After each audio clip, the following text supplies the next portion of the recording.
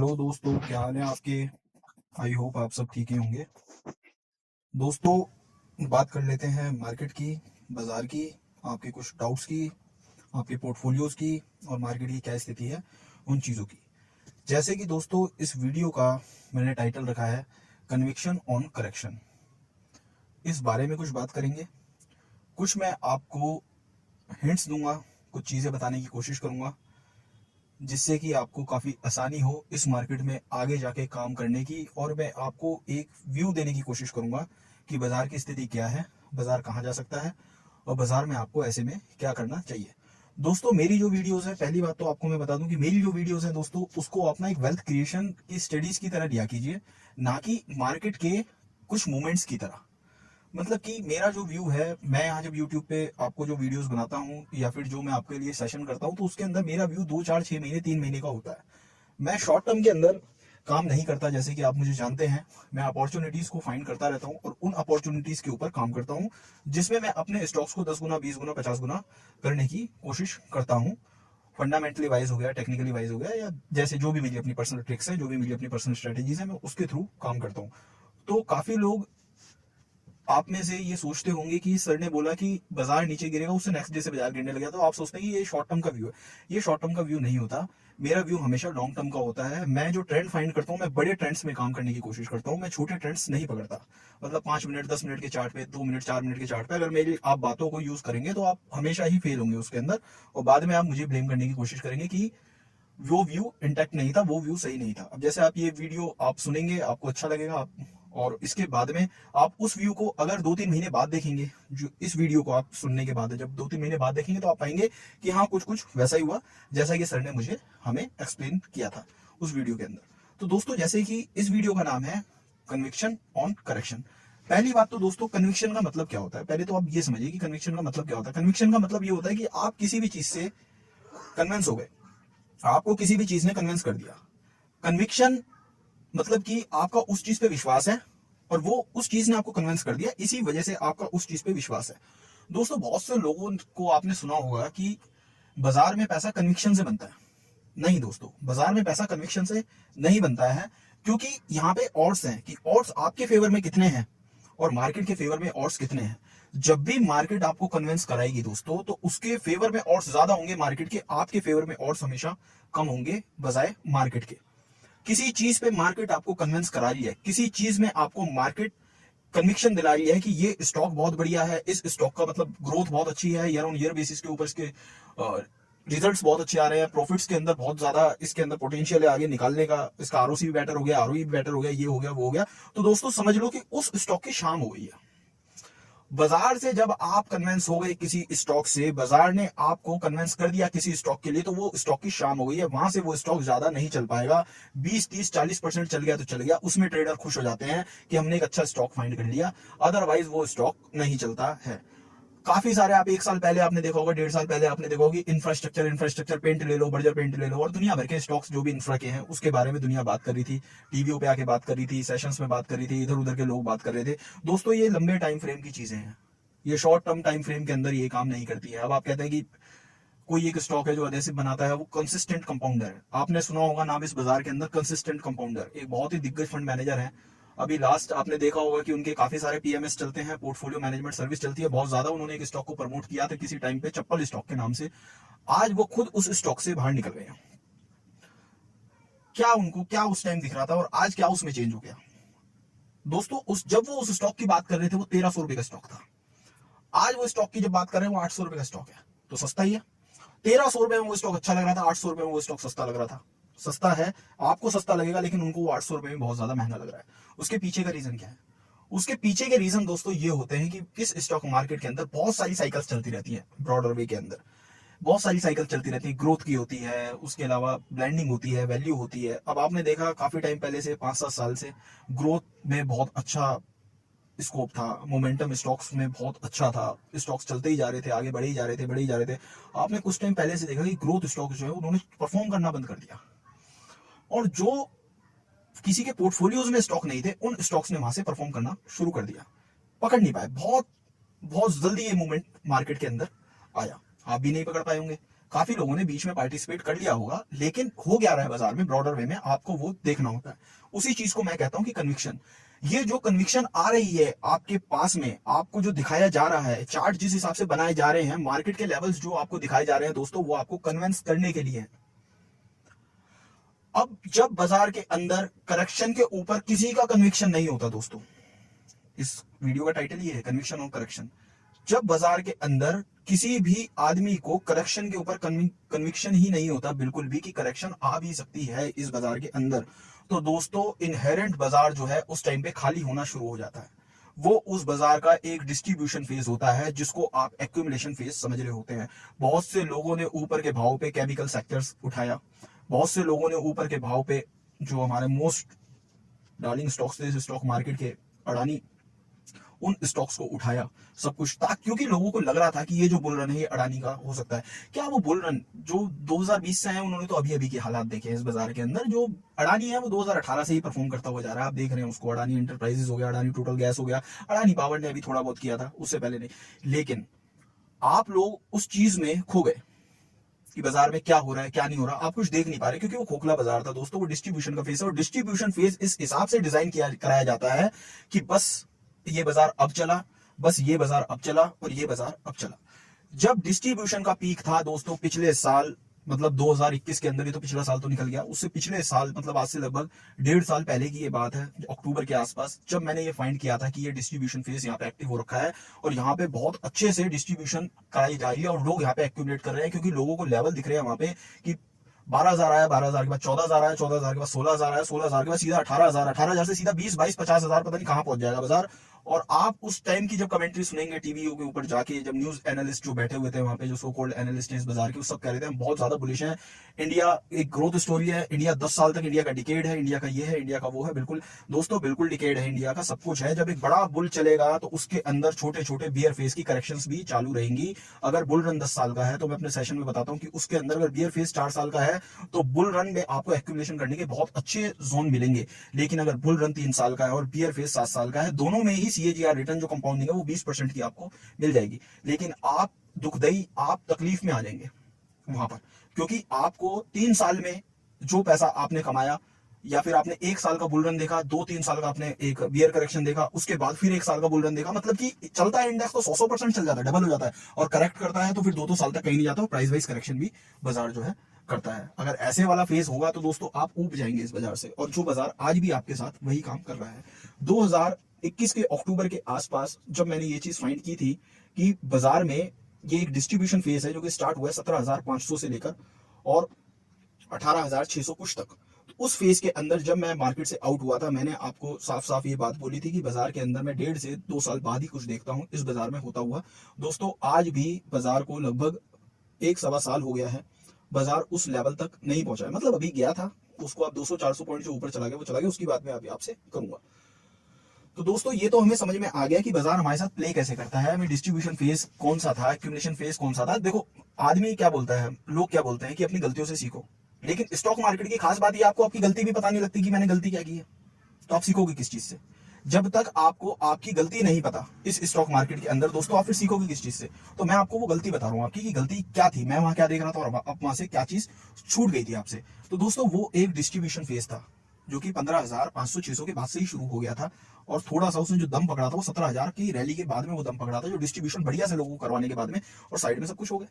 उसी टाइम पे हम सेशन करते थे, उसकी बात मैं इधर नहीं करूंगा कि मैं सेशन में आपको क्या क्या बता रहा था उस टाइम पे। उस टाइम आप मेरे साथ में रहते थे, आपको पता है मैं हर मंथ एक सेशन करता हूँ, उसके अंदर मैं आपको बताता था कि अब ये होने वाला है वो होने वाला है, और आप आते भी थे कि उसी हिसाब से चीजें चलती थी। कुछ टाइम पहले मैंने आपको बोला कि ग्रोथ को छोड़ के वैल्यू में आ जाइए। अब वैल्यू में दोस्तों बहुत सारी चीजें हैं, मैं खुल के तो आपको नहीं बता सकता कि कौन से स्टॉक आप बाय करो या क्या करो, क्योंकि मेरा ये नहीं पता मुझे कि किसका कितना रिस्क एपेटाइट है जो मैं किसी को वो स्टॉक बता सकूं। तो दोस्तों जैसे कि उस टाइम फेज के अंदर जब मैं मार्केट से आउट हुआ तो मुझे इतना पता था कि भाई बॉन्ड्स के अंदर चले जाओ या फिर शॉर्टिंग पोजीशन बना लो। तो मैं, जैसे कि आपको पता है, मैंने आईटी वगैरह सब कुछ शॉर्ट कर रखा था सब कुछ। तो मैं ये अपना जो आपको बता रहा हूँ ये मैं करेक्शन का पार्ट बता रहा हूँ। कन्विक्शन का मैंने आपको बताया कि मार्केट आपको कन्विंस कैसे करता है, ये मैं आपको करेक्शन का पार्ट बता रहा हूँ। करेक्शन मैंने कैसे फाइंड किया, करेक्शन मैंने कैसे देखा, और आप वहां पे क्या कर रहे थे और वहां पे मैं क्या कर रहा था, मैं आपको ये बता रहा हूँ आज।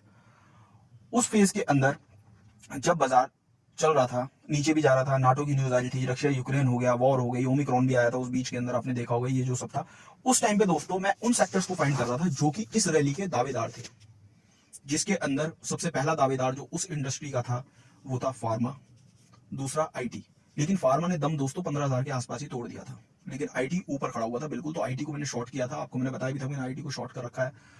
उसके अलावा कुछ सेक्टर्स थे लाइक पीएसयूज, ये वो, उस टाइम में इनको भर रहा था। मैंने आपको बताया भी था कि मैं पीएसयू सेक्टर्स में थोड़े बहुत स्टॉक्स जो है मैं भर रहा था। एक स्टॉक मैंने आपको फाइंड करके दे दिया था जो कि था आईटीसी। मैंने कहा आप आईटीसी बाय कर सकते हैं, लास्ट बजट लगभग फेब के आसपास मैंने कहा था आप आईटीसी बाय कर सकते हैं, कोई मुझे यहाँ से दिक्कत नहीं लगती आने वाले 1 साल तक। आज आप देखते हैं दोस्तों आईटी जो है वो 380 के आसपास जाके खड़ा हुआ है। ये जब करेक्शन शुरू हुई थी अच्छे से ये भी बात बताती कि नैस्डैक के अंदर वहां से करेक्शन फॉल स्टार्ट होगा, यहाँ पे आईटी हमारा पिटेगा और आईटी बाजार को नीचे लाने की कोशिश करेगा। उसके बाद में जब ये फेज मेरा निकला, उसके बाद में मैंने देखा कि अब कौन से सेक्टर्स चलने की उम्मीद है जिन्होंने परफॉर्म नहीं किया है। तो दोस्तों आप देखेंगे कि बैंकिंग इतना ज्यादा परफॉर्म उसने नहीं किया था और बैंकिंग साइड में ही खड़ा हुआ था। आईटी, फार्मा और कुछ individual stocks, Bajaj finance, Bajaj twins हो गए, एचडीएफसी ट्विंस हो गए, ये सब अच्छे से परफॉर्म करते हुए बाजार को ऊपर लाके बाजार को खड़ा कर दिया था। देखो अडानी का भी काम यहीं पे होना था, लेकिन अडानी का काम उस फेज में नहीं हुआ, अडानी का काम इस फेज में हो गया। अब मैं कर लेता हूँ इसकी बात। दोस्तों जो इसको ना आप एक बुक की तरह आप समझिए, स्टॉक मार्केट को किताब की तरह समझिए। आपने एक चैप्टर पढ़ लिया इस स्टॉक मार्केट का जो आपने देखा था 2021 के अक्टूबर से लेकर और 2022 के एंड तक, मतलब जुलाई तक, जुलाई अगस्त तक आप मान लो, ये आपने एक चैप्टर पढ़ा इस बाजार का, आपको समझ आ गया, करेक्शन आ गई, ऊपर चला गया बाजार, सब कुछ हो गया और बाजार ऊपर आके खड़ा हो गया। 18,600 भी काटा, बाजार ने अच्छा एक हाई भी बनाया, सब कुछ बनाया। तो दोस्तों ये चैप्टर वहां पे खत्म हो गया है, 18,900 पे जाके एक चैप्टर खत्म हो गया आपका। अब ये नया चैप्टर शुरू हुआ है दोस्तों, इसको आपको बिल्कुल वैसा ही ट्रीट करना है जैसे कि आप 2021 में अक्टूबर के आसपास आप ट्रीट कर रहे थे। आपके लिए सब कुछ नया होना चाहिए इस फेज के अंदर कि इस फेज में बाजार करता क्या है। इस फेज में भी मुझे जो है वो करेक्शन की तरफ ही जाता हुआ बाजार दिखता है। आपके साथ बाजार कैसे प्ले करता है, पहले चैप्टर में आपको कछुए और खरगोश की कहानी सुनाएगा, है जंगल की कहानी सुनाएगा, हर कहानी हर चैप्टर में आपको एक कहानी सुनाएगा। कछुए और खरगोश की सुना देगा जो आपने बहुत पुरानी कहानी सुनी हुई है कि कछुआ भाई रेस लगाता है खरगोश से, खरगोश वहां जाके सो जाता है, कछुआ धीरे धीरे आता है, उसके आगे चला जाता है, ये वो बहुत सारे जानवर वहां पे खड़े होते हैं और वो सब ताली बजाते हैं। इस कहानी के अंदर कछुआ था और खरगोश था जो मेन किरदार थे, और बाकी भी सारे जानवर वहां पे खड़े हुए थे, सारे एनिमल्स उधर थे, जिसमें शेर भी था, बंदर भी था, भेड़िया भी था और बहुत सारे जो भी जानवर थे, किंग कॉन्ग वगैरह, सब कुछ सब वहीं पे थे। अब जब नेक्स्ट चैप्टर स्टार्ट होगा आप कछुए और खरगोश को ही देखते रहेंगे, लेकिन यहाँ पे भेड़िया और शेर की कुछ कहानी चल रही है, लेकिन आपके माइंड में वही रहेगा कि कछुआ था और खरगोश था, लेकिन यहाँ पर तो दूसरी कहानी है। जब तक आपको ये कहानी समझ आएगी इसकी दूसरी कहानी चैप्टर बदल जाएगा। तो दोस्तों आपको ये देखना होता है कि बाजार ने चैप्टर का बदल दिया अपना। जब तक आप ये फाइंड नहीं कर सकते कि बाजार का ये कौन सा चैप्टर चल रहा है, ये पहले वाली कहानी चल रही है या कोई ये नई कहानी शुरू हुई है। अगर ये कोई नई कहानी शुरू हुई है बाजार के अंदर तो आपको उस तरीके से ट्रीट करना होता है इस बाजार को, ना कि पहले वाली कहानी के ऊपर विश्वास करके उस कहानी पे कन्विंस होकर बाजार पे दाव लगाना होता है आपको। अब मैं ये आपको क्यों कह रहा हूं कि आपको नई कहानी सुननी होती है और पुरानी कहानी से कुछ सीखना होता है कि नई कहानी को आप कैसे पढ़ेंगे, वो पुरानी कहानी आपको बताएगी। जब वहां क्लैपिंग हो गई, तालियां बज गई, मतलब एक टॉप लग गया छोटा मोटा, या एक आईटी सेक्टर का टॉप लग गया, फार्मा का टॉप लग गया, वहां पर करेक्ट हो रहा है, वो सब कुछ हो रहा है, तो वो एक कहानी फिनिश हो गई है। अब आपको देखना दूसरी कहानी क्या शुरू हुई है, मतलब सेक्टर कौन सा चल रहा है। कहने का मतलब मेरा ये है जो चैप्टर चेंज हुआ है वो कौन से सेक्टर का चैप्टर चेंज हो रहा है। अब यहाँ पे इस चैप्टर के अंदर क्या होना है। अब कई लोग चिल्ला रहे थे कि इंफ्रा ले लो, ये ले लो, बोले मैंने उनको एक ही बात कही थी अपने सेशन के अंदर कि आपको याद होगा कि ये सब इंटरेस्ट रेट कट की प्रक्रिया के अंदर चालू होंगे, ये मामले उससे पहले चालू नहीं होंगे। अभी फेड अपना जो कर रहा है वो कर रहा है। इंडिया जब तक फेड या तो रुके नहीं या तो कट ना करे, इंडिया कट नहीं करेगा यहाँ पे अपने रेट ऑफ इंटरेस्ट जो है। जब तक वो रेट ऑफ इंटरेस्ट कट नहीं करेगा या कम नहीं करेगा तब तक यहाँ पे वो खेल शुरू नहीं होगा इंफ्रा का। ये आज आप एक पेपर पे लिख के ले लेना। हो सकता है कि इंटरेस्ट रेट कट हो 1 महीने बाद, 15 दिन पहले से इंफ्रा अपना चालू कर दे काम करना, या 20 दिन पहले से इंफ्रा अपना चालू कर दे काम करना। ये हो सकता है पॉसिबल। ऐसा नहीं हो सकता कि वहां से इंटरेस्ट रेट कट हुआ और यहां से एक रैली स्टार्ट इंफ्रा की। हो सकता है 15-20 दिन पहले या 15-20 दिन बाद ये कहानी जो है शुरू हो जाए और बाजार वहां से चलना स्टार्ट हो इन सेक्टर्स को लेकर। अब दोस्तों जैसे हम सेक्टर पकड़ना सीख जाते हैं फिर हमें उस सेक्टर के अंदर अपने पोर्टफोलियोज पे काम करना होता है। चाहे कोई इंट्राडे का प्लेयर हो, चाहे कोई फ्यूचर ऑप्शन का प्लेयर हो, चाहे कोई स्विंग ट्रेड करता हो, चाहे कुछ भी करता हो, दोस्तों वो एक अपना पोर्टफोलियो क्रिएट करके रखता है हमेशा। जो लोग स्विंग ट्रेड करते हैं तो इसका मतलब ये है वो अपने पोर्टफोलियो में बहुत जल्द चर्निंग करते हैं ज्यादा रिटर्न्स के लिए। और जो लोग अपने पोर्टफोलियो को कंस्ट्रक्ट करते हैं वो एक आर्ट है, जो पोर्टफोलियो आर्ट है। उस जो कंस्ट्रक्शन के अंदर उस पोर्टफोलियो को जो कंस्ट्रक्ट करते हैं दोस्तों, उसके अंदर कुछ लोग ऐसे होते हैं जो अपने स्टॉक को डबल करके बेच देते हैं। कुछ ऐसे होते हैं जो कि 2 गुना करते हैं, 4 गुना करते हैं, 6 गुना करते हैं, 10-10 गुना भी करने वाले लोग हैं इसके अंदर। लेकिन इन सारी प्रोसेसेस के अंदर टाइम लगता है, ये सारी प्रोसेस का हिस्सा है। यहाँ पे सिर्फ खेल जो है वो वेटेज का होता है दोस्तों इस बाजार के अंदर। ये बाजार सिर्फ आपको एक बैलेंस करने की चीज है। अब कई लोग कहते हैं यार इस बाजार से ना पैसा निकाल लेते हैं और जब नीचे मिलेगा तब खरीद लेंगे। तो एक बात दोस्तों मेरी हमेशा याद रखना, चाहे मैं इस बाजार में हूं चाहे ना हूं, चाहे आपके पास हूं ना हूं, कि जो पैसा आपने इक्विटी में लगा दिया उसका इलाज है। उसका इलाज मेरे पास नहीं होगा, 10 आदमियों के पास होगा, 20 आदमियों का, चाहे मैं नहीं भी हूं तब भी उसका इलाज है उस पैसे का। किसी अच्छे एनालिस्ट के पास चले जाएंगे, वो बताएगा एवरेज कर लो। कोई अच्छे एनालिस्ट के पास चले जाएंगे, दूसरे के पास, वो कहेगा भाई ऐसा है थोड़े स्टॉक बेच दो, दूसरा मामला अब बाय कर लो, या कुछ भी ऐसे वैसे करके आपको स्टॉक से वो निकाल देगा। अगर आपने इक्विटी में पैसा नहीं लगाया है और आप बाहर बैठे हुए हैं दोस्तों, उस चीज का कोई इलाज नहीं है। मतलब कि अगर आप इक्विटी के अंदर हैं तो सूनर लेटर आप कवर कर जाएंगे। मैं एक इंडेक्स के व्यू से बता रहा हूं आपको। अगर आपने एक इंडेक्स में पैसा लगा दिया 18,900 के भाव पे आपने इंडेक्स में पैसा लगा दिया और बाजार आ गया 15,250, आपने ऑल टाइम हाई पे खरीदा, ये मान लो आप 18,900 पे खरीदा है और बाजार आज कुछ 17,000, मेरे को नहीं पता कितना है, 17,500 600 जो भी है, बाजार यहाँ पे खड़ा हुआ है, इसका इलाज है बाजार का। लेकिन अगर आपने 7500 पे या 9,000 पे आपने मार्केट को बाय नहीं किया और आज आप कह रहे हैं कि मुझे उतना ही प्रॉफिट मिल जाए, दोस्तों उसका कोई इलाज नहीं है। उसका इलाज है फिर इंडिविजुअल स्टॉक्स के अंदर। लेकिन उसके लिए जो कहानी करनी पड़ती है वो आपको पता है, कितनी स्ट्रेटेजीज है, कितने फैक्टर्स हैं जो हम डिफाइन करते हैं, कितनी फोर्सेस हैं जिनसे हमें लड़ना पड़ता है, उसके बाद में जाके कहीं रिटर्न प्रोड्यूस होता है इस बाजार के अंदर। तो मेरे कहने का मतलब ये है, जो पैसा आपने इक्विटी के अंदर लगा दिया उसका इलाज आप बाजार में है, लेकिन जो पैसा आपने इक्विटी में नहीं लगाया उसका दोस्तों कोई भी इलाज नहीं है इस बाजार के साथ में। तभी आपको अपने पोर्टफोलियो के अंदर उस पोर्टफोलियो को कंस्ट्रक्ट करते रहना चाहिए। उस पोर्टफोलियो में सारा जो खेल है वो बैलेंस का है, वेटेज का है। अब जैसे सपोज कीजिए आप 2020 से फार्मा, आईटी, इनफैक्ट गोल्ड, ठीक है, आप पे तब डेट नहीं होना चाहिए था क्योंकि उस टाइम एग्रेसिव मार्केट थी, वो बहुत ज्यादा एग्रेसिव था, जो भी था बहुत एग्रेसिव थी बाजार। स्मॉल कैप्स, मिड कैप्स, ये सब स्टॉक्स आपके पोर्टफोलियो में होते तो आप हर स्टॉक को 2-2, 4-4 गुना, 5-5 गुना कर दिया होता। और आज भी आप देख रहे हैं बहुत सारे ऐसे स्टॉक हैं जो कि 2-2, 4-4 गुना हो गए हैं, वहां से वो 20-30, 40% करेक्ट हुए हैं। लेकिन काफी सारे ऐसे स्टॉक हैं जिनके लाइफ टाइम टॉप लगे हैं क्योंकि वो साइक्लिकल स्टॉक थे। बहुत सारे ऐसे स्टॉक्स हैं जिनके लाइफ टाइम टॉप लग गए हैं। कोई साइक्लिकल किसने पकड़ लिया, बीच में पकड़ लिया, कोई स्टॉक 4,000 गया, उसने 1,700 के भाव पे पकड़ लिया, आज वो फिर दोबारा 2,500 के भाव पे है। तो कुछ साइक्लिकल स्टॉक्स थे, उनका भी कोई इलाज नहीं है। जो साइक्लिकल है वो अब अगली साइकिल में चलेंगे, वो प्रॉफिट में तो काट पीट के कोई अच्छे स्टॉक के अंदर जाइए जहाँ पे वैल्यूएशन अच्छी हो, सारा खेल जहाँ पे आगे बनने वाला हो, चीजों को समझो इस सेक्टर में क्या है। तो दोस्तों बाजार के अंदर जब आप यहाँ पे आप काम करते हैं, आप अपने एक पोर्टफोलियो को लेते हैं, तो उस पोर्टफोलियो के अंदर आपको टाइम टू टाइम चर्न करते रहना चाहिए। अब टाइम टू टाइम का मतलब ये नहीं है कि हर हफ्ते आपको उसके अंदर चर्न करना है। उसके आपको अंदर आपको चर्निंग तब करनी है जब आपको लग रहा है कि ये वाला जो सेक्टर है काफी हीटअप हो चुका है। दूसरा जो सेक्टर है, जो बदनाम सेक्टर है एकदम, जिसमें पैसा ही नहीं बन रहा, उस पे आपको थोड़ी सी नजर रखनी चाहिए। दोस्तों इस बाजार में जितनी कबाड़ चीज आपको मिलेंगी ना, तो कबाड़ चीज का मतलब ये नहीं है कि आपने सुजलोन बाय कर लिया, जेपी पावर बाय कर लिया, आपने ये सब बाय कर लिया। जैसे सपोज कीजिए आईटीसी है, 2-4-5 साल से नहीं चला, खड़ा हुआ वहीं पे, खड़ा हुआ था वहीं पे, हमें दिख गया, किसी को उम्मीद ही नहीं है यार ये बुल रन में तो चला नहीं, अब क्या चलेगा। वो 200 रुपए का स्टॉक जो है 400 रुपए पे आके खड़ा हो गया, लगभग 400 रुपए हो गया। मेरे पोर्टफोलियो में एक टाइम पे उसकी 27% वेटेज थी दोस्तों, मतलब 27% एक ही स्टॉक में मेरे पोर्टफोलियो का वो था, वो जो स्टॉक था। अब वो जो पैसा था वो कहां से निकाला, वो भैया दीपक नाइट्राइट दे दिया लोगों को 2800 रुपए में, एचडीएफसी एएमसी दे दिया लोगों को, ठीक है, उसके अलावा डीमार्ट दे दिया लोगों को, आईआरसीटीसी दे दिया लोगों को। कितना तेज चले थे ये सारे स्टॉक्स, ये सब दे दिए। कुछ बजाज फाइनेंस में से कुछ कट किया, कुछ केमिकल कंपनीज को काटा, कुछ जो सो कॉल्ड कंसिस्टेंट कंपाउंडर्स थे उनको बेचा। अब उसके अंदर क्या है, जैसे 2-3 लोगों के आपके मैसेज ऐसा, टाइटन तो अभी भी परफॉर्म कर रहा है और टाइटन तो सही खेल रहा है बाजार के अंदर, टाइटन तो ऊपर भी जाता है नीचे भी जाता है सब कुछ है। दोस्तों बात यहाँ पे टाइटन की नहीं है, बात यहाँ पे मैं पूरे बुकेट की कर रहा हूँ।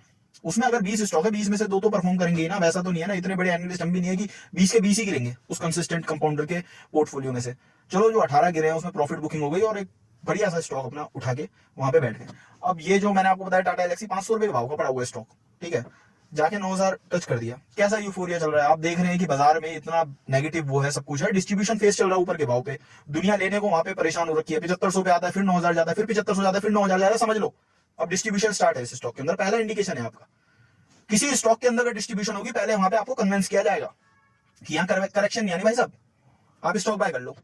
एक रेंज बनाई जाएगी उस स्टॉक की, आपको कन्विंस किया जाएगा उस बाजार के अंदर, उस स्टॉक के अंदर आपको इतना कन्विंस कर देंगे कि इसमें तो करेक्शन आनी नहीं है सर।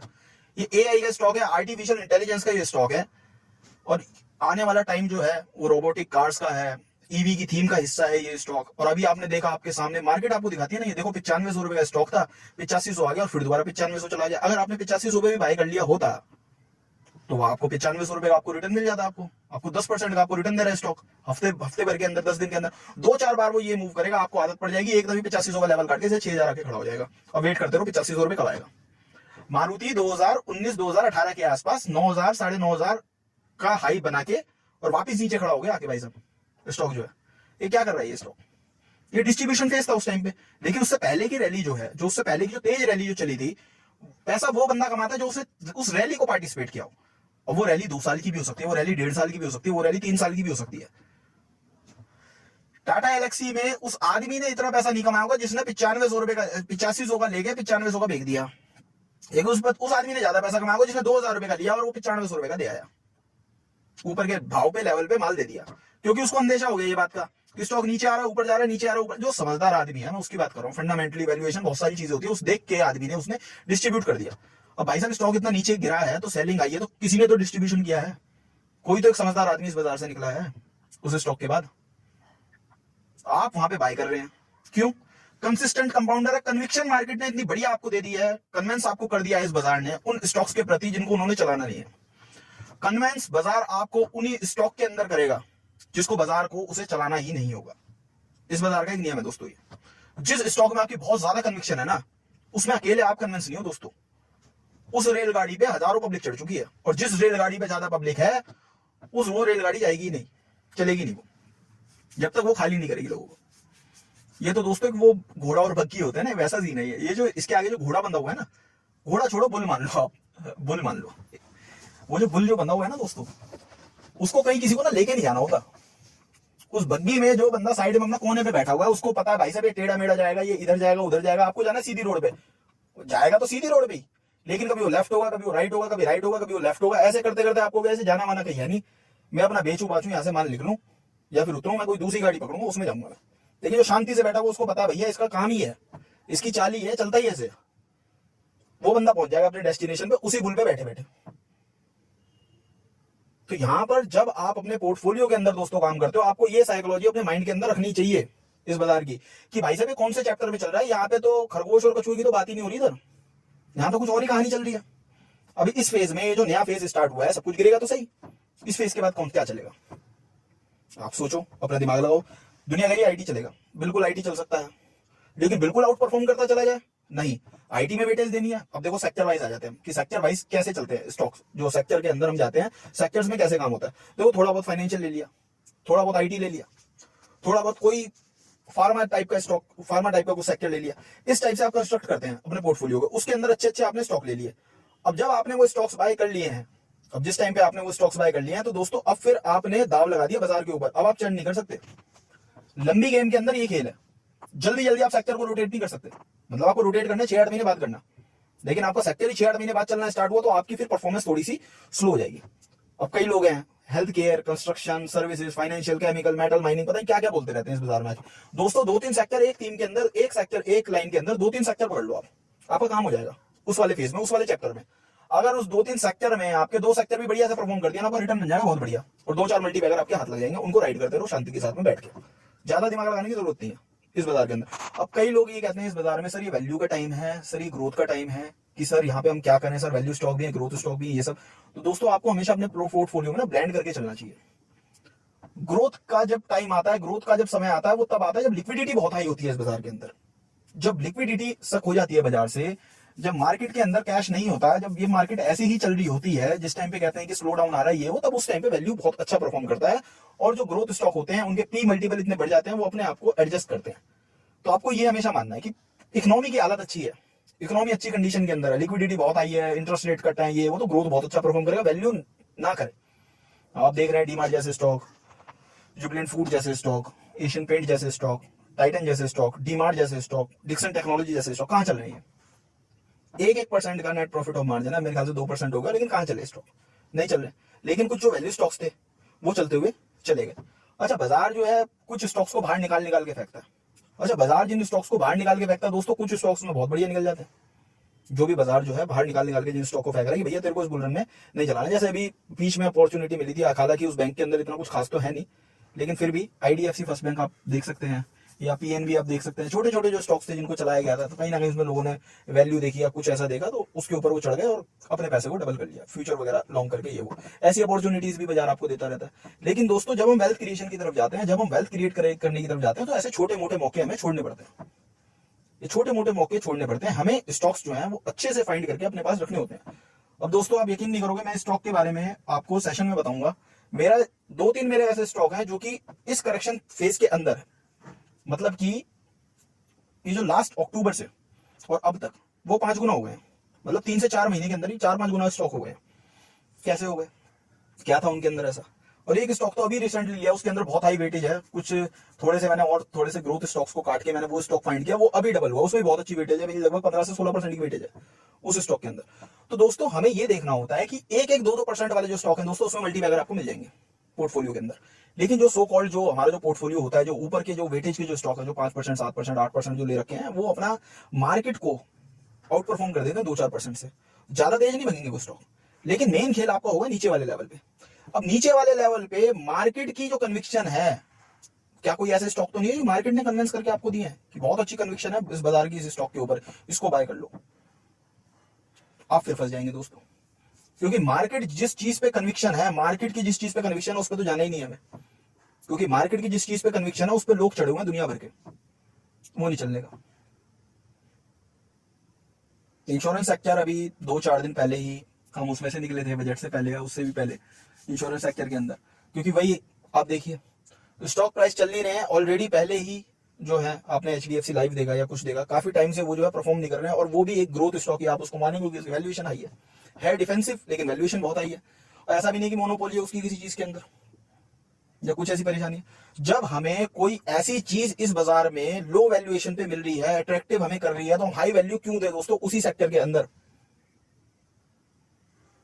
आप समझना इस चीज को, इस लाइन को आप गौर से सुनना। अगर किसी सेक्टर के अंदर आपको कोई चीज ऐसी अट्रैक्टिव मिल रही है कि सेक्टर पी से भी वो चीज कम है और उस स्टॉक से भी वो चीज कम है, और वो बढ़ाना भद्दा सा स्टॉक है, मतलब उसके बारे में चर्चा नहीं होती इस बाजार के अंदर, मतलब रुका हुआ स्टॉक है बहुत पुराना स्टॉक, खिलाड़ी तो बहुत पुराना है, लेकिन रुका हुआ स्टॉक है बहुत ज्यादा, वो खेल दिखाएगा आपको, ना कि आपको एचडीएफसी जो भी है, सो कॉल्ड जो भी है इंश्योरेंस का। चलो मैं आपको नाम भी बता देता हूँ, जीआईसीआरई 110 रुपए 112 रुपए के आसपास घूम रहा था, 700 रुपए का स्टॉक आपको 100 रुपए मिल रहा है, 100-110 रुपए में। 23,000 करोड़ का मार्केट कैप है और 28,000 करोड़ की होल्डिंग है उस कंपनी के पास, तो भाई डूबने का भी कोई विषय नहीं है। और पी रेशो भी बहुत कम, और यहाँ पे एचडीएफसी लाइफ का पी रेशो 90 का और उसका पी रेशो एकदम गिरा हुआ। तो भाई साहब अगर गिरावट आएगी तो एचडीएफसी लाइफ में आ जाएगी, इसमें नहीं आएगी। अगर इंश्योरेंस रखना भी है तो, और इंश्योरेंस रखना क्यों, क्योंकि ये सेक्टर चला ही नहीं है काफी टाइम से, तो इसकी जगह बनती है पोर्टफोलियो के अंदर कि इस सेक्टर को रख लो अपने पोर्टफोलियो में 2-4-5%। लेकिन भाई साहब 2-4-5% में भी तो आप 2 स्टॉक तो लोगे। अगर किसी का 1 करोड़ का पोर्टफोलियो 5% सेक्टर को दे तो 2.5 लाख रुपए तो लगाएगा वो उन स्टॉक्स के अंदर। अब किसी 2.5 लाख रुपए 2 स्टॉक्स के अंदर लगा रखे हैं, तो दोस्तों फिर उसकी वैल्यूएशन आपको देखनी पड़ेगी, मार्केट में चल क्या रहा है, वैल्यू चल रही है, ग्रोथ चल रही है, ये स्टॉक है ग्रोथ स्टॉक। अब ग्रोथ में जो बंदा फंसा रहेगा वैल्यू के टाइम पे वो तो मरेगा ही। वहां पे जीएसीआरई लिया 110 रुपए का स्टॉक 190 रुपए लगा के आ गया, कितने परसेंट का रिटर्न है, कम से कम भी ज्यादा भी नहीं तो 70% का रिटर्न है। यहां से इसका रिटर्न देख लो एचडीएफसी लाइफ का, 500 रुपए का स्टॉक पड़ा हुआ है पोर्टफोलियो के अंदर, कहीं जाने का नहीं है, 555 रुपए जाता है, 10% का रिटर्न, क्योंकि हमें बेचना नहीं होता ना माल दोस्तों, लंबे टाइम के लिए होल्ड करते हैं। और अगर ऐसी ट्रेडिंग करनी है पोर्टफोलियो के अंदर तो फिर हम भी ट्रेडिंग कर रहे हैं वो, लेकिन हम ये देखते हैं वैल्यू कहां पे बन गई स्टॉक के अंदर, सेक्टर के अंदर वैल्यू कहां पे बन गई। जिस सेक्टर के अंदर वैल्यू नहीं बन रही है, पी मल्टीपल कम नहीं आ रहा है, कुछ भी नहीं आ रहा, हमें थोड़ी पता था कि भाई निर्मला सीतारमण एफएमजी आएंगी और इंश्योरेंस सेक्टर को ऐसे कर देंगी, कोई भी रिबेट नहीं मिलेगी एटीसी के अंतर्गत, ये वो सब कुछ इंश्योरेंस सेक्टर को लेकर, और वहां से वो पिटना स्टार्ट हो गए। तो हम अपने आप को इसमें जीनियस ही मानेंगे, लेकिन हमने उससे पहले ही अपने पोर्टफोलियो को जो है वो चर्न कर लिया। क्योंकि जब हम किसी पोर्टफोलियो को, जब हमें एक आधार मिल जाता है कि हमें वैल्यू में जाना है, ग्रोथ में जाना है, कौन से सेक्टर में जाना है, अगर एग्रेसिव है माहौल पूरा का पूरा, तो हम भी दोस्तों हाई वैल्यूएशन पे चलेंगे, फिर मतलब तेजी में चलेंगे एकदम। क्वालिटी चाहिए स्टॉक के अंदर, क्योंकि वो डिस्ट्रीब्यूट हो जाएगा आसानी से, बड़ा माल होगा, आसानी से ऊपर देके आ जाओ बंदा ले लेगा। और जिस टाइम पे वैल्यू चल रही होती है तो वैल्यू के बड़े अटपटे से स्टॉक होते हैं, आड़े तिरछे, वहां पे आपको ढूंढने पड़ते हैं।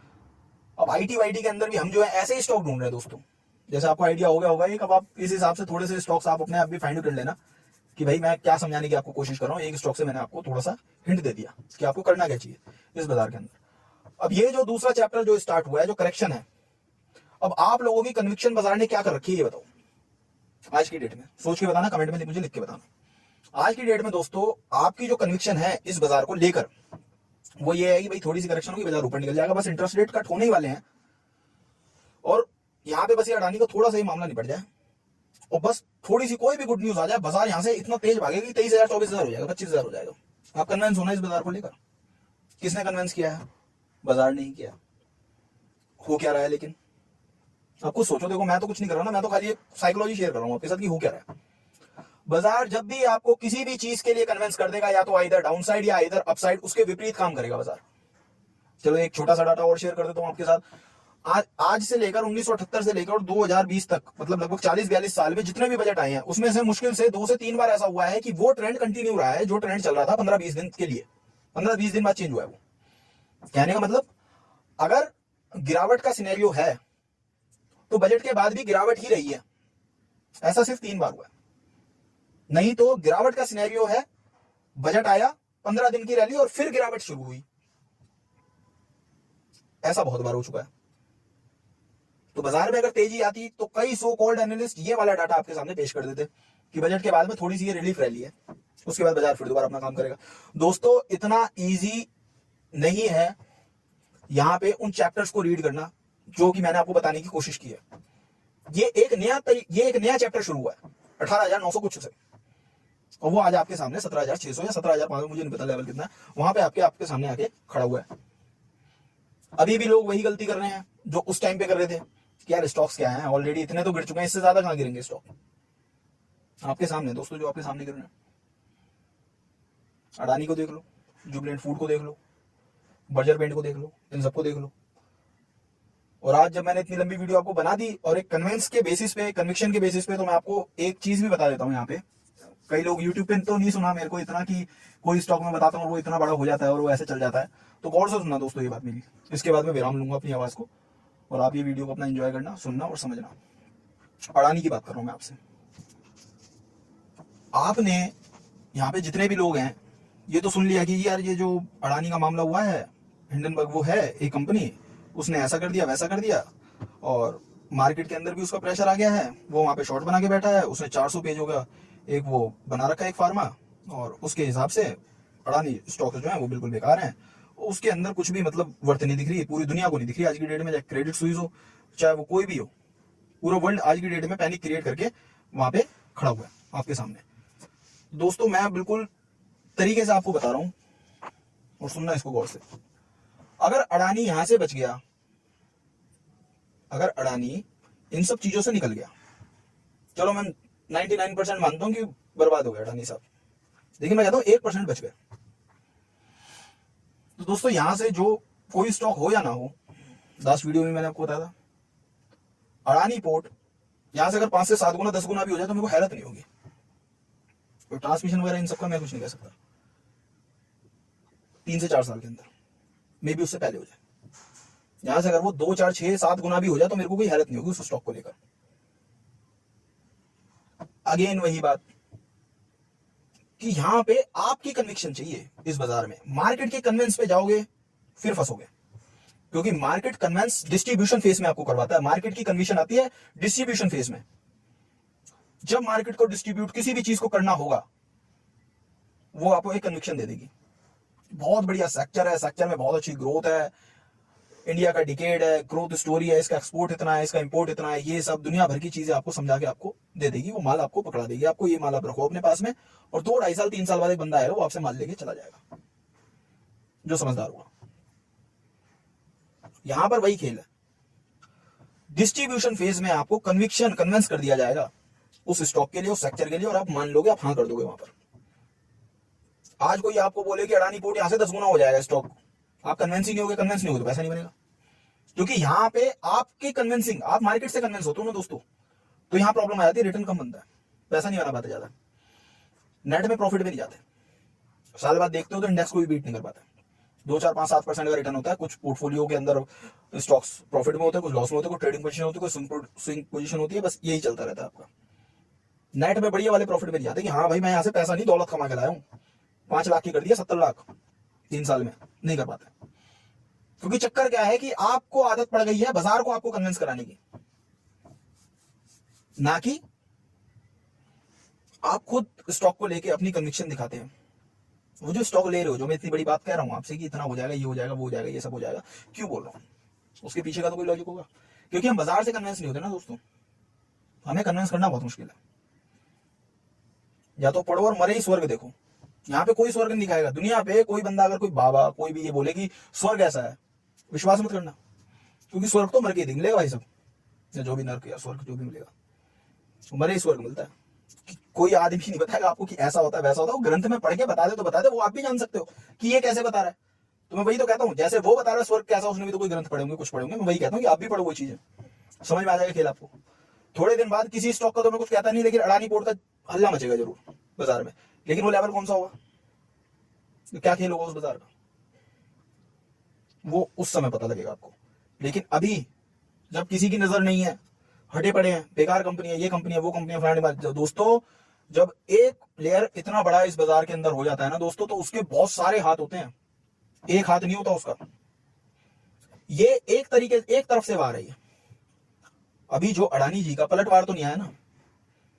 आप किसी भी आदमी को मारोगे, कुछ भी करोगे, वो एक समय तक पिटता रहेगा, रिएक्ट तो वो भी करेगा। मैं ये कह रहा हूं उसका रिएक्शन आने दो, उसके उस रिएक्शन पे डिपेंड करेगा कि इसका होगा क्या। अब यहां पे मैं स्टॉक ये नहीं कर रहा आप स्टॉक बाय कर लो, वो स्टॉक बाय कर लो। मैं तो ये मान लिया कि स्टॉक खत्म है बिल्कुल एकदम, मतलब जीरो हो जाएगा यहां से। अडानी पोर्ट भी जीरो हो जाएगा, अडानी कंपनी भी जीरो हो जाएगी। लेकिन इसके आगे रिवॉर्ड कितना है दोस्तों? मेरा 1x जाएगा, और आएगा तो 10x आ सकता है, 20x आ सकता है, 15x आ सकता है। मैं 1x का अपना जो है लॉस झेलने को तैयार हूं, मैं तो दाव खेलूंगा। और अगर गलती से कन्विंस मेरे को स्टॉक ने कर दिया, मार्केट नहीं, अगेन वही बात, मार्केट नहीं, सरकम ट्रांसिस ने कर दिया, जियोपॉलिटिकल की तरफ से हो गया, कुछ कमोडिटी साइकिल की खेल हो गया, और कुछ इसके एसेट्स वगैरह जो है वो ठीक हो गई, और हिसाब किताब इसका ठीक हो गया, और मार्केट में इसने अपनी छवि ठीक कर ली, तो दोस्तों वेटेज भी इसके अंदर बहुत बढ़िया बनेगी। भाई स्मॉल कैप आप लेते हो, स्मॉल कैप आप लेते हो, उसमें से 5 स्मॉल कैप लोगे, 1-2 स्मॉल कैप होंगे, 2-3 स्मॉल कैप होंगे, जो कि 2 गुना 3 गुना हो जाएंगे 2-3 साल में, 4 साल में। तो भाई साहब 2% के लिए तो ठीक ही है अडानी पोर्ट, इतना भी क्या गुजरा थोड़ी है। मेजर होल्डिंग में ना डालो, लेकिन जगह है पोर्टफोलियो में, अभी थोड़ा सा और गिर जाए, जगह बनती है इसकी। तो दोस्तों चलो मैं अपनी आवाज को यहीं पे विराम देता हूं। आप दोस्तों इस वीडियो को सुनना, इसमें मैंने बहुत बढ़िया बढ़िया चीजें आपको बताई हैं, समझाने की कोशिश की है कि मैंने क्या किया, कन्विक्शन क्या थी, करेक्शन क्या थी, मैं क्या कर रहा था, आपको क्या करना चाहिए, स्टॉक मार्केट में होता क्या है। बहुत सारी चीजें दोस्तों मैंने इसमें आपको समझाई है। इसको दोस्तों सुनना और इसको समझना, ठीक है दोस्तों। Okay bye.